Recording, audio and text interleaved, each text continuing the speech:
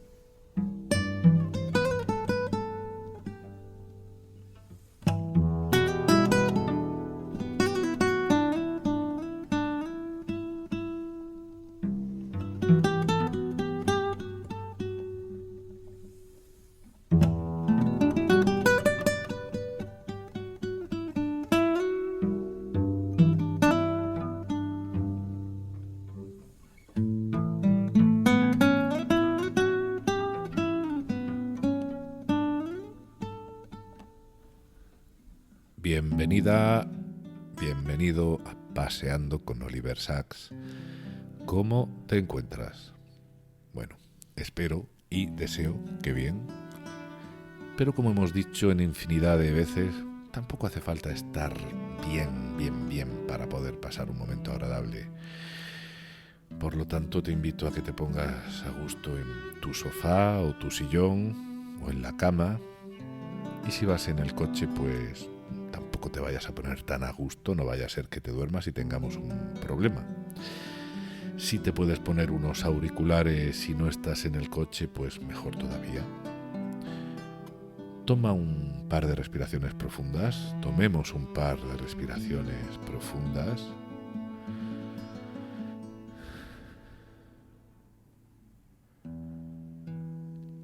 Y regresemos con este capítulo de la autobiografía de Sacks.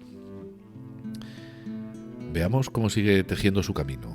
camino que cada vez tiene más que ver y está cada vez más jalonado por sus libros, casi más que por sus episodios personales. Y bueno, esto es normal. Hasta que no comenzó a escribir, pues eran sus estudios y sus aventuras quienes marcaban, o los que marcaban los hitos de su camino. Pero desde que comenzó a publicar, pues son precisamente los libros los que nos van a ir guiando. Pero ¿por dónde nos quedamos con nuestro protagonista? Pues la última vez que lo estuvimos siguiendo de cerca fue unos cuantos capítulos atrás, concretamente fue ese titulado Adiós tía Lenny, hola Kate Edgar. Ese periodo en que tía Lenny pues estaba enferma y muere, y aparece Kate Edgar, pues la que sería su amiga, editora, correctora y muchas más cosas, hasta el día de la muerte de Sax, y que a día de hoy está encargada de la fundación que lleva su nombre, el nombre de Sax, y de la custodia y promoción de su legado. Fue ese episodio también en donde Sax se enredó y procrastinó demasiado su libro o la finalización de su libro con una sola pierna. Libro que fue alternando con la escritura de otros. Y bueno, pues por aquí es por donde nosotros vamos a continuar. Así que ya estamos puestos en contexto.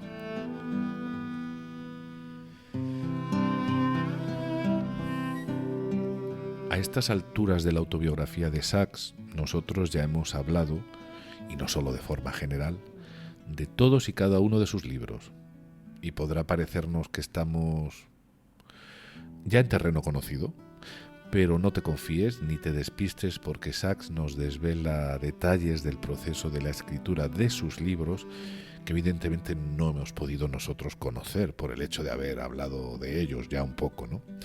Y es que Sax nunca llegó a revelar los secretos o detalles que acompañaron a la escritura de su obra, como sí lo llegó a hacer en esta autobiografía, ¿no? Que es con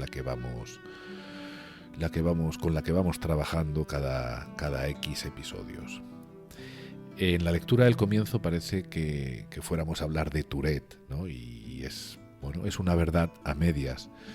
No vamos a hablar de la descripción del síndrome, pues esto ya lo hicimos en el episodio 35, episodio además montado sobre la historia de Ray, otra persona que evidentemente no es John, el que hemos comentado en la lectura inicial, y esa historia pues se titulaba Ray el tiqueur ingenioso. Bueno, y a través de la historia de Ray fuimos comprendiendo cómo podrían ser los síntomas del síndrome de Tourette. Entonces, en este episodio no vamos a describir otra vez los síntomas.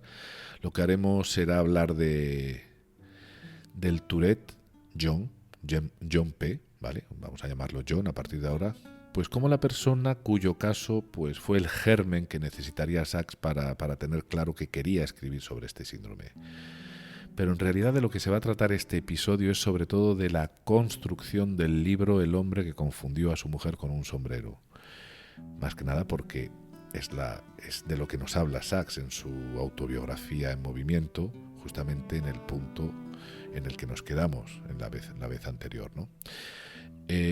Así que vamos a hablar de los entresijos de la construcción de este libro y lo que pasa es que para entender su construcción hay que conocer antes a John y ver así cómo discurrió la motivación sackiana de montar su primer libro sobre relatos neurológicos. Y bueno, pues vamos a ver cómo nos lo relata Sax.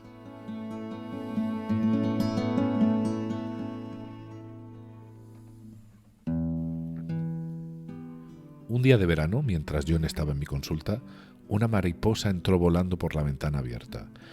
John la siguió mientras volaba en zigzag y en esos momentos su cabeza y sus ojos llevaban a cabo espasmos repentinos y erráticos al tiempo que soltaba una retahíla de palabras cariñosas e imprecaciones. «Quiero besarte, quiero matarte», repetía, y luego lo abrevió. «Besarte, besarte, matarte, matarte». Al cabo de 2 o 3 minutos parecía incapaz de parar mientras la mariposa revoloteaba.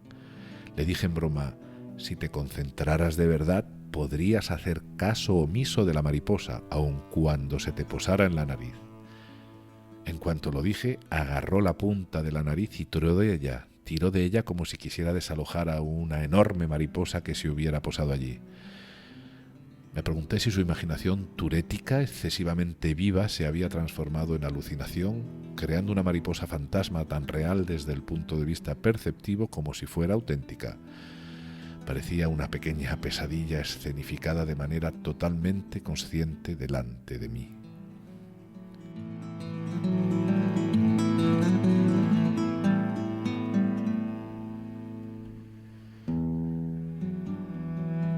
Bueno, pues Sachs trabajó intensamente con John en los primeros 3 meses de 1977, pues con una sensación de asombro y estímulo como un subidón intelectual. Y nos dice que no había sentido lo mismo desde que en el verano de 1969 se despertaron sus pacientes encefálicos en el Beth Abraham, o en el Monte Carmelo, como nombró a este hospital en el libro Despertares. Y como había ocurrido con Despertares, pues se planteó que tenía que escribir un libro con John como protagonista en donde el síndrome de Tourette fuera la condición principal a exponer.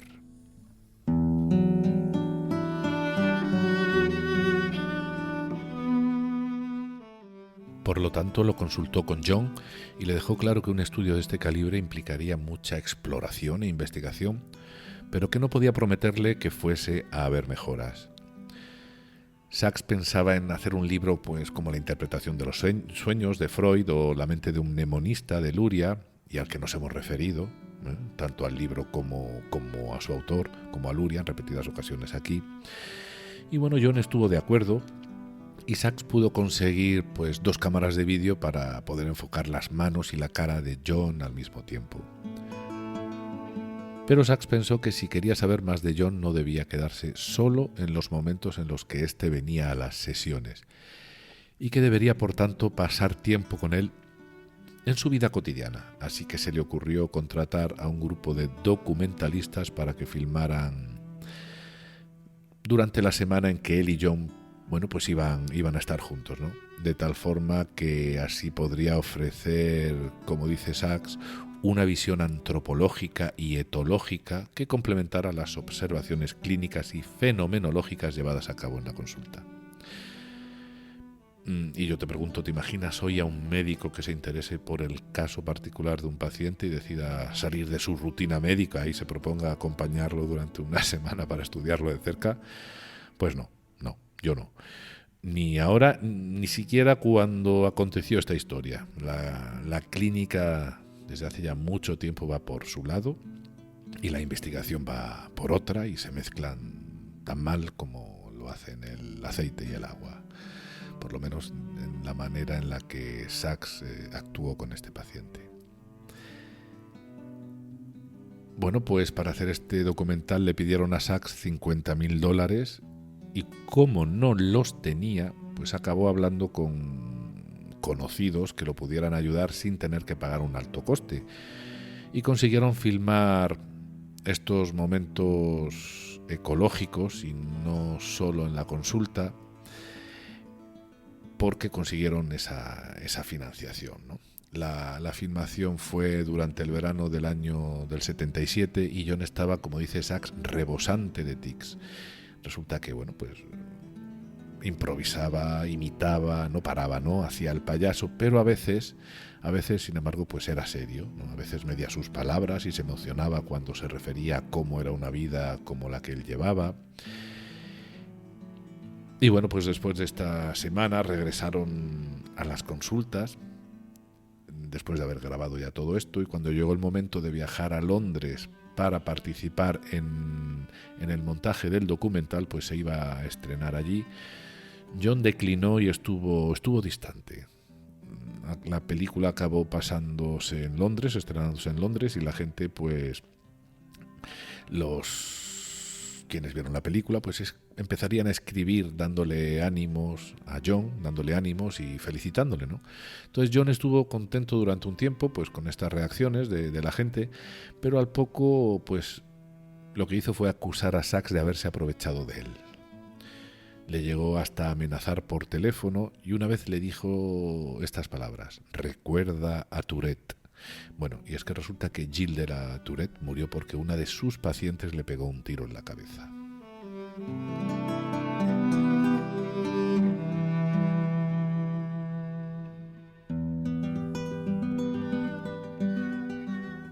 En esos días Sachs había mandado al New York Review of Books un artículo sobre el caso de John y los llamó para que anularan la publicación, vista la reacción de John.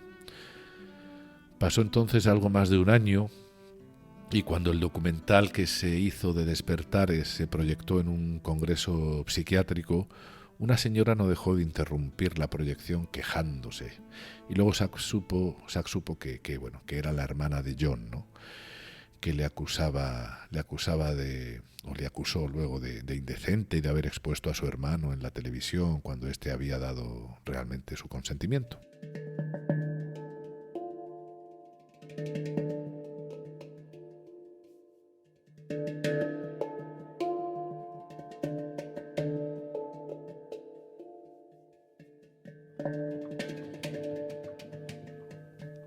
Bueno, eran comienzos de 1980 y el proyecto del libro de Tourette pues se fue a pique. Aún seguía Sachs ultimando y postergando con una sola pierna. Se le ocurrió entonces escribir la historia de Ray, a quien ya conocía, Ray, el tiquer ingenioso, y antes de atreverse a publicarla, bueno, pues se la envió y este le dijo que aunque se había tomado algunas libertades que sí que lo podía publicar. Y bueno, pues entonces Sachs lo hizo en Londres, que es de donde mejores contactos editoriales tenía.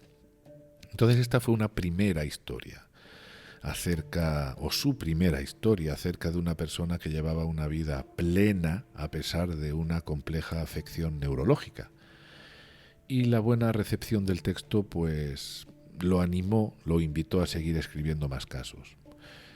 No es que Sachs antes de esto no hubiese escrito afecciones, evidentemente, pues todo lo que escribió en Despertares, pero, como acabamos de decir, sí que era la primera vez que trataba una afección neurológica donde la persona, bueno, pues se podía valer por sí misma. 3 años más tarde, ya en 1983, Sachs y un colega estaban en un seminario de neuropsicología y el colega lo invitó inesperadamente a hablar sobre alguno de sus casos de agnosia. Así que Sachs se acordó del caso del Dr. P.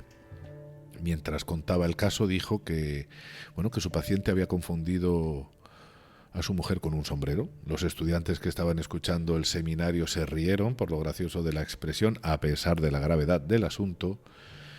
Y hasta ese momento a Sachs no se le había ocurrido escribir la historia del Dr. P. Y vista la reacción de los asistentes al seminario, decidió escribir el caso titulándolo como ya sabemos, el hombre que confundió a su mujer con un sombrero. Y lo mandó al London Review of Books, aún sin saber que ese relato le daría el título a su primer libro de colección de historias médicas.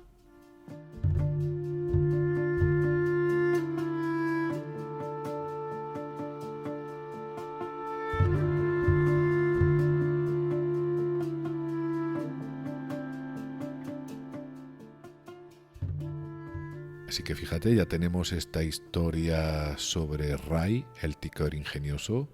Ya tenemos la historia de este hombre que confundió a su mujer con un sombrero. Bueno, y parece ser que lo que viene por delante, pues van a ser más historias, ¿no?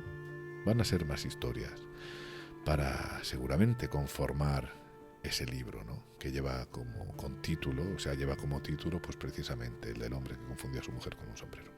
Bueno, pues unas veces más tarde, ya en el verano del 83, pasó un mes en el Blue Mountain Center, un lugar de retiro para artistas y escritores.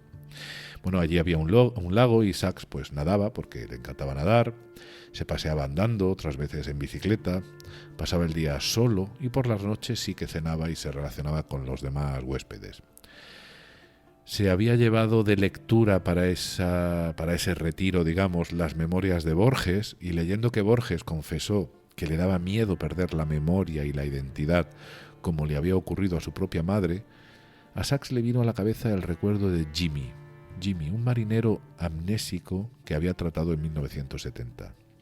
Esa noche se puso a trabajar y escribió su historia en 12 horas.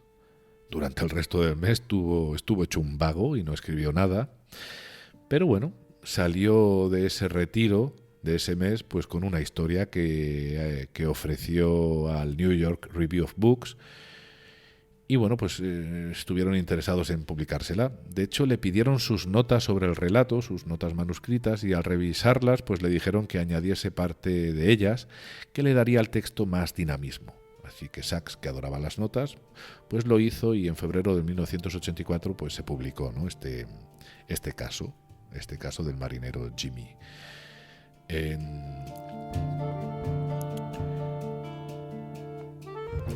Sachs se puso a escribir, animado por todo esto, siguió escribiendo y un año y medio más tarde volvió a enviar al New York Review of Books, en este caso 5 artículos más.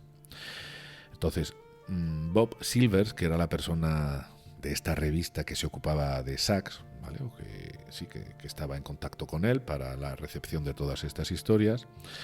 Bueno, pues Bob Silvers era alguien que tenía mucho respeto por nuestro Sachs, ¿de acuerdo?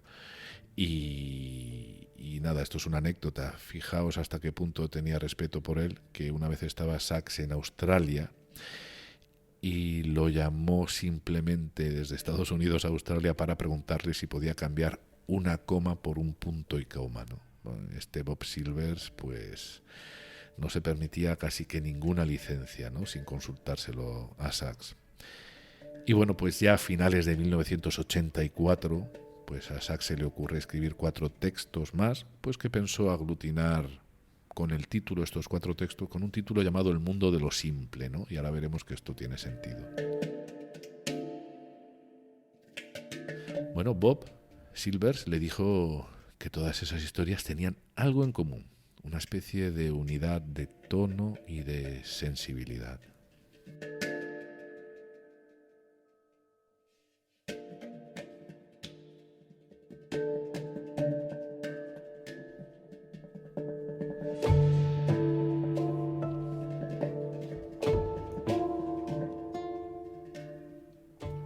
Luego, a principios de 1985, Sachs visitó a su amigo Jonathan Miller, que trabajaba de neurólogo en un hospital de San Francisco, y dando un paseo, pues este le contó a Sachs su interés por el sentido del olfato. Entonces, Oliver le contó pues dos historias relacionadas con este sentido. Una, la de un señor que había perdido el sentido del olfato por culpa de una herida en la cabeza y que comenzó a tener alucinaciones olfativas. Y la historia también pues de un estudiante de medicina que tuvo un episodio maníaco al haber consumido anfetamina y al que se le agudizó extremadamente el sentido del olfato. Al estudiante de esta historia le dio el nombre de Stephen, pero ese estudiante era él mismo, era su propia historia con la anfetamina.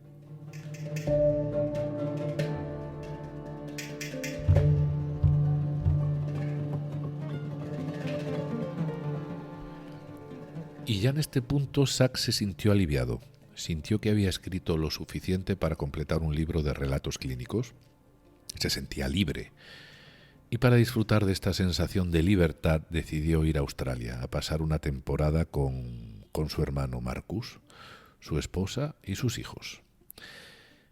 En su autobiografía, Sachs no gasta demasiadas líneas hablando de sus hermanos. Habla de ellos, sí, pero no con la misma profusión que como lo hace con sus padres o con tía Lenny.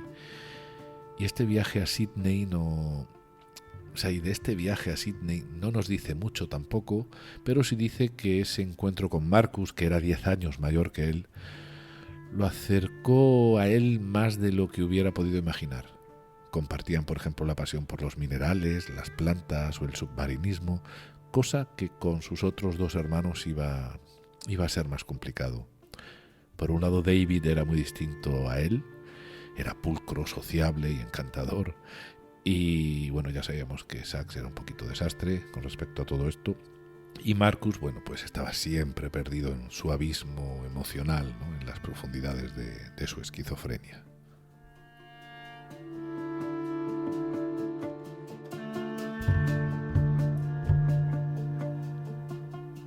Al regreso de Australia, Sachs estuvo trabajando al lado de Colin, una vez más, ese amigo editor londinense con quien había trabajado en sus libros anteriores y con quien seguía aún en plena faena, ¿no? Con una sola pierna. Y bueno, es cierto que, como comentamos en algún episodio anterior, en este periodo trabajando con una sola pierna, bueno, pues Colin y él llegaron a tener problemas en la amistad, ¿no? Hubo un desgaste ahí. Cosa que antes, bueno, pues se llevaban muy bien, ¿no? Bueno, entre los dos se pusieron de acuerdo, bueno, y que parece ser que también mejoraron, ¿no? Con el hombre que confundió a su mujer con un sombrero cuando empezaron a trabajar en este proyecto, que fue precisamente aquí, en este punto, ¿no? Y sí, los dos se pusieron de acuerdo en llamarle al libro, pues, simplemente El sombrero, ¿no? Pues para evitar tener que decir este título tan largo, ¿no? Entonces, a partir de ahí, pues, para ellos, El sombrero, pues era la manera de llamar a este libro. Acabaron publicando el libro en Inglaterra en noviembre del 85 y en América 2 meses más tarde se publicó, pero con una modesta tirada de 15.000 ejemplares. Vamos a escuchar las palabras de Sachs con respecto a la repercusión que tuvo el libro.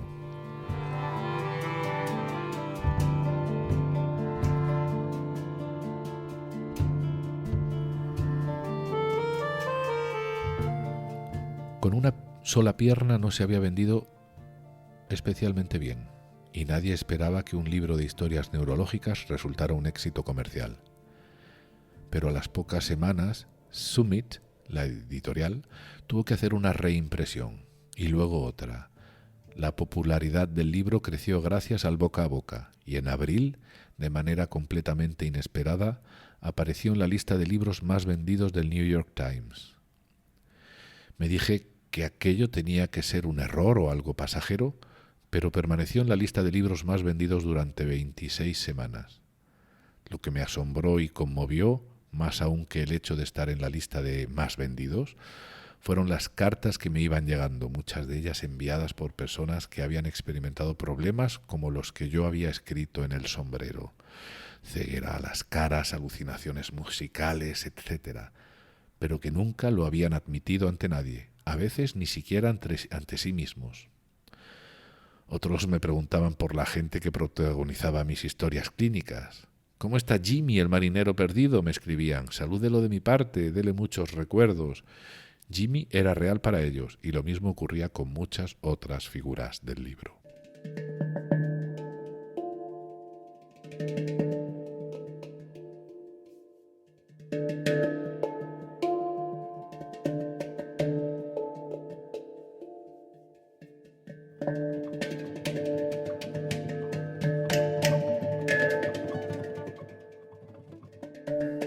Bueno, hubo por tanto buenas críticas, lo llamaban de aquí y de allá para dar conferencias, bastante más éxito en Inglaterra que en Estados Unidos, pero sin haberlo buscado se estaba convirtiendo en un personaje popular, reconocible. Pero, ¿y sus colegas de profesión? ¿Cómo recibieron este libro? Bueno, pues mantuvieron una actitud distante, como habían hecho tiempo atrás con Despertares, a pesar de que llegó a ser premiado en Inglaterra. Pero ahora Sachs cree que también había algo de recelo. Sachs se había definido a sí mismo como un escritor popular, y si uno es popular, pues esto implicaba que no se le podía tomar en serio. Pero no todos pensaban así, y sí que había colegas, sí que hubo colegas que consideraron El sombrero como una obra neurológica seria y detallada. Pero lo que predominó entre sus colegas de profesión fue un gran silencio.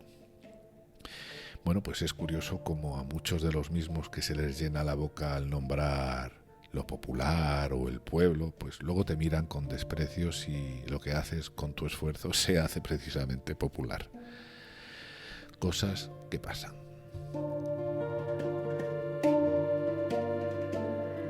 El hombre que confundió a su mujer con un sombrero, o El sombrerero, consta de 4 partes, y esto creo que lo dijimos precisamente en el episodio del síndrome de Tourette.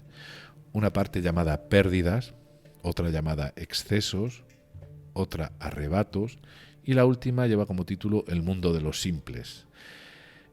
Todos los artículos que fue escribiendo de los que hemos mencionado y algunos más que añadiría, pues se repartieron en estas 4 clasificaciones y conformaron finalmente el libro tal cual lo conocemos ahora. Algunas de las historias no se habían llegado a publicar previamente, las otras, como acabamos de decir, sí. Y nosotros en este podcast pues hemos dedicado ya 2 episodios a un par de ellas.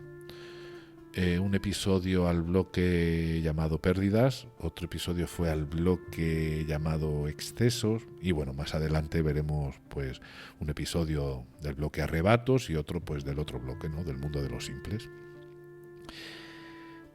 El sombrero es un libro idóneo, como lo es también Un antropólogo en Marte, para hacer directos de sus lecturas en YouTube, así que más adelante, cuando me libere de los estudios, haremos un directo pues como hicimos la otra vez, en un sábado o un domingo, de una de las historias que aún no conocemos del sombrero. Llamémoslo también nosotros así, ya que a estas alturas se nos ha hecho también muy familiar, ¿verdad?, este libro.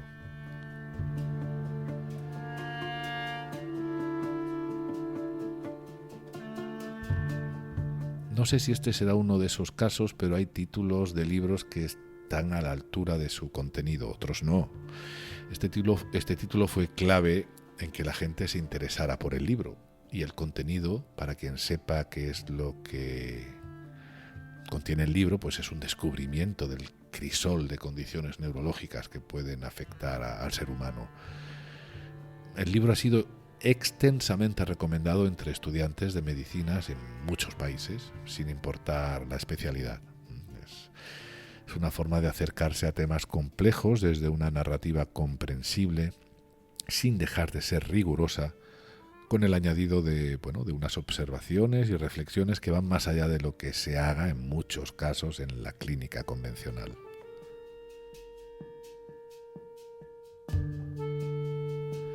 Al igual que Despertares, El sombrero ha sido llevado al teatro.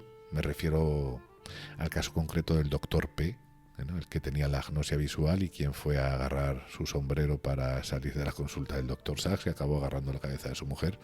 Bueno, pues lo hizo Michael Nyman, lo ha hecho también Peter Brook, y también se llegó a hacer una obra de teatro en India, y hasta un grupo escocés de música tiene un álbum titulado como el libro. Y bueno, y es que una vez más el título es muy, muy, muy sugerente.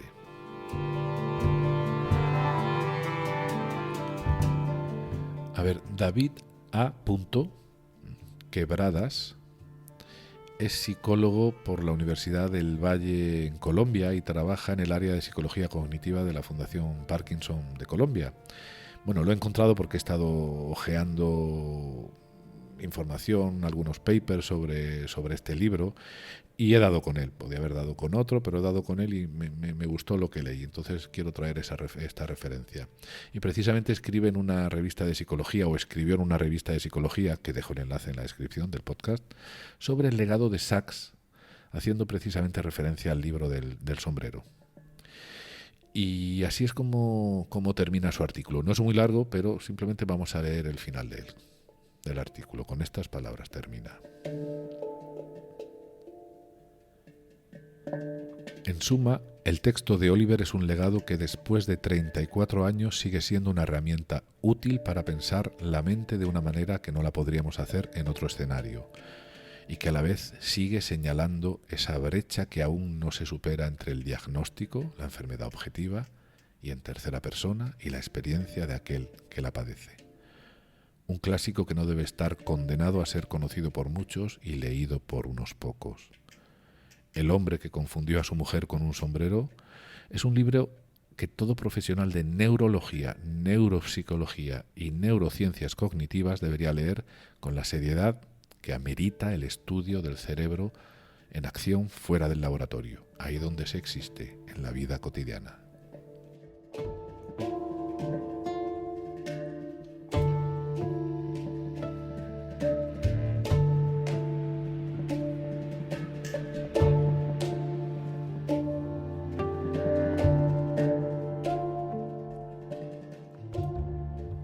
pues como he dicho, reseñas del libro hay muchas, pero a mí me ha gustado especialmente esta.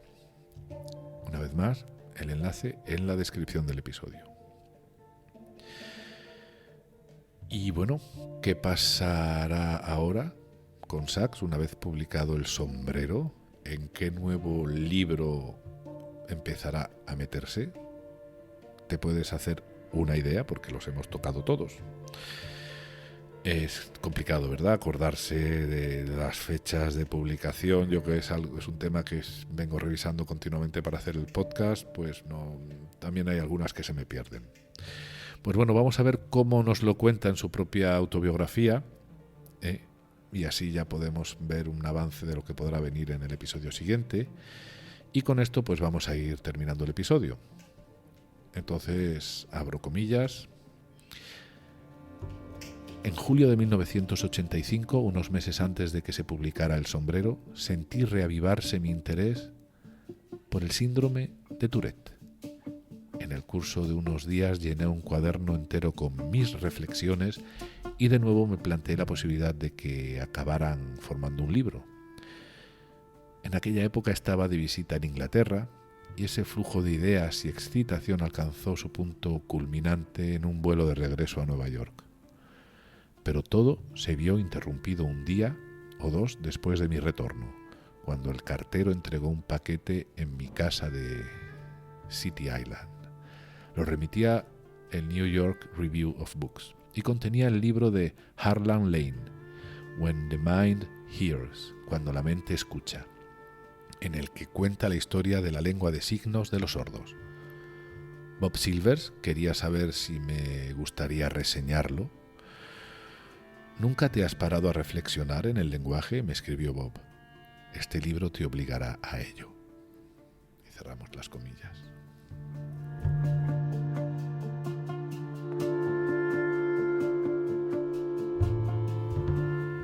Bueno, pues parece que Sacks decide abandonar la idea del libro, del turetismo, para adentrarse en un mundo, además que estaba ya un poco manida esa idea, ¿no? Un poquito... estaba un poquito tocada. Y bueno, pues abandona la idea y decide adentrarse en un mundo desconocido. En el mundo, digamos, en general del lenguaje y en particular de la sordera. Bueno, pues a la espera, como hemos dicho, estamos terminando, a la espera de que regresemos dentro de 2 semanas para ver cómo se las fue arreglando Sacks para acabar escribiendo Veo una voz, y así se titula el siguiente libro. Pues te invito a que vayas tomando el aperitivo de escuchar o de reescuchar pues el episodio de este podcast titulado Prólogo sobre la sordera, que es precisamente el prólogo de Veo una voz. Y así quizá pues lo puedas tener fresco. Pues ahora sí, dicho esto, no te robo más tiempo. Espero que te haya resultado interesante el episodio. Gracias por haber llegado hasta aquí. Y no olvides de cuidarte mucho y de salir a pasear, pues con las piernas o con la imaginación. Pero sal a pasear. Venga, hasta el próximo episodio. Adiós.